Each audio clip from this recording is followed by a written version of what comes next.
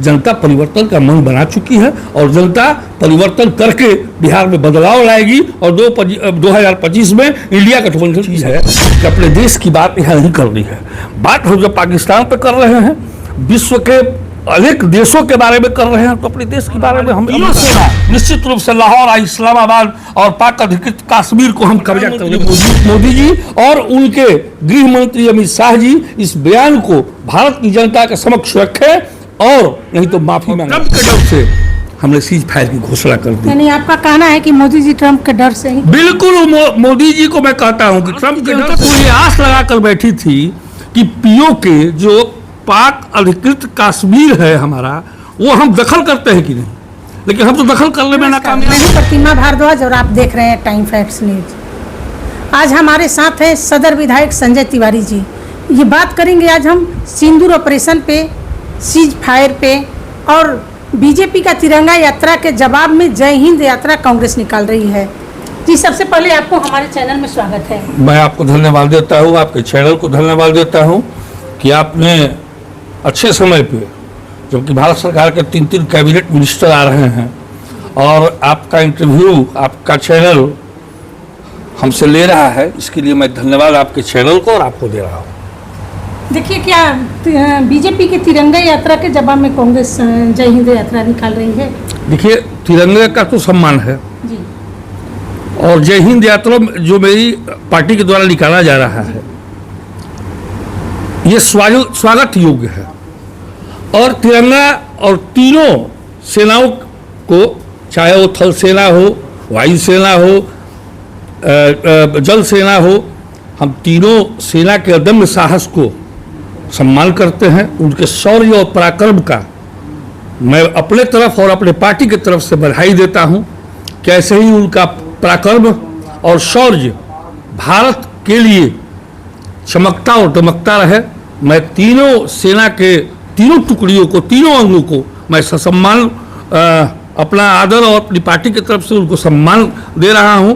लेकिन जहां तक तिरंगे यात्री की बात, तिरंगा यात्रा की बात मैं कर रहा हूं, मैं ये जानना चाहता हूं देश के यशस्वी प्रधानमंत्री जी से, उनकी 30 तारीख की प्रस्तावित रैली भी है विक्रमगंज में, क्या वो बताने या काम करेंगे जिस तरह से गोदी मीडिया ने दिखाया युद्ध के दरमियान कि इस्लामाबाद पर कब्जा हो गया, लाहौर पर कब्जा हो गया, तो भारत की जनता तो ये आस लगाकर बैठी थी कि पीओके जो पाक अधिकृत कश्मीर है हमारा, वो हम दखल करते हैं कि नहीं, लेकिन हम तो दखल करने में नाकामयाब रहे। और तीसरी मध्यस्थता ट्रंप की होती है और हम सीज फायर की घोषणा करते हैं। ये वाकया सच है कि नहीं, ये प्रधानमंत्री मोदी जी और उनके गृह मंत्री अमित शाह जी इस बयान को भारत की जनता के समक्ष रखे और नहीं तो माफी मांगना पड़ेगा। सिंदूर ऑपरेशन पे आप क्या कहें? देखिए, बिल्कुल सिंदूर ऑपरेशन जो सेना की शौर्य और पराक्रम है, उसको मैं निश्चित रूप से बल देता हूं कि वो शौर्य और पराक्रम भारत के लिए, भारत की एकता और अखंडता के लिए ये पराक्रम निश्चित रूप से सराहनीय है।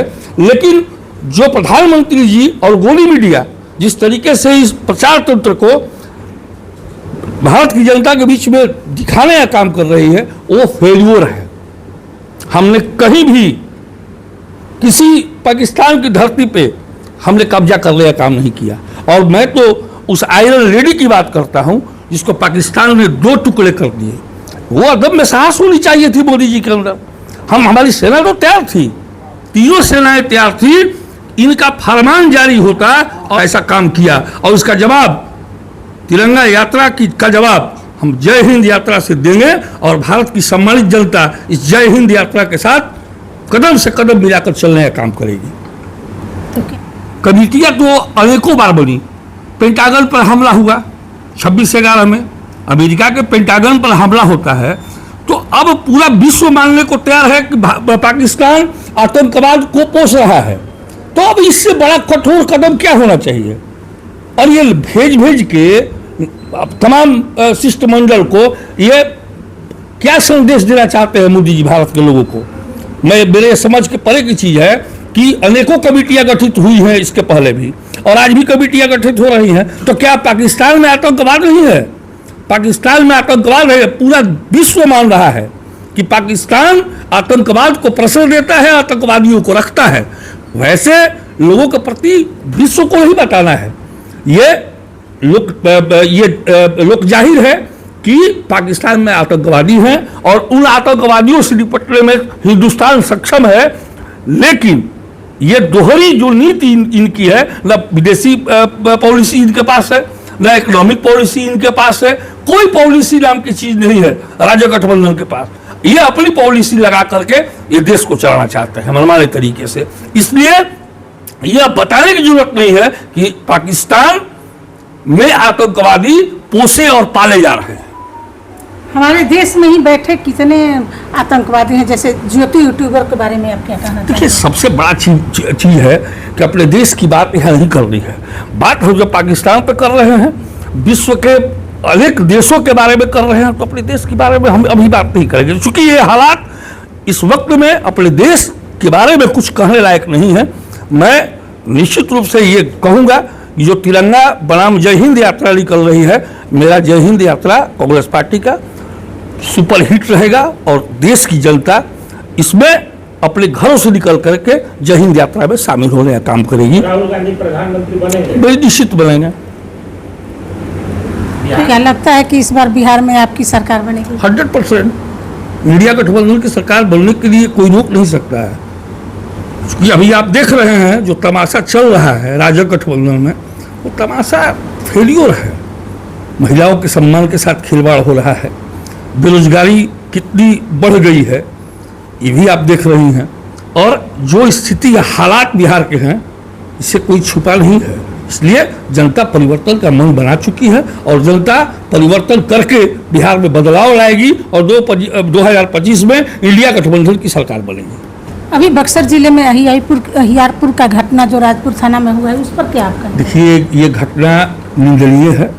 निश्चित रूप से ऐसे संहार नहीं करने चाहिए थे। ये मानवीय मूल्यों को कुठाराघात कर रहा है।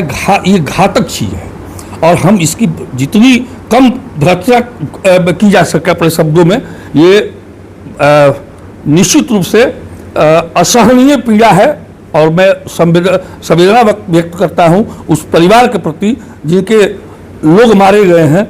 और मैं यहाँ के पुलिस प्रशासन से ये अपील करता हूँ कि शांति बनाए रखने का काम और अफवाह न फैलने देने का काम हमारी पुलिस प्रशासन इसको पूरी अपनी निगरानी में देख रेख में इसको संपन्न करे, ताकि फिर ऐसी घटना भविष्य में न हो। लालू जी ने अपने बड़े बेटे तेज प्रताप जी को सदस्यता भी कर दिया खारिज और अपने घर से भी निकाल दिया, इस पर आप क्या कहना? देखिए, ये लालू जी का मामला है और लालू जी हमारे नेता हैं।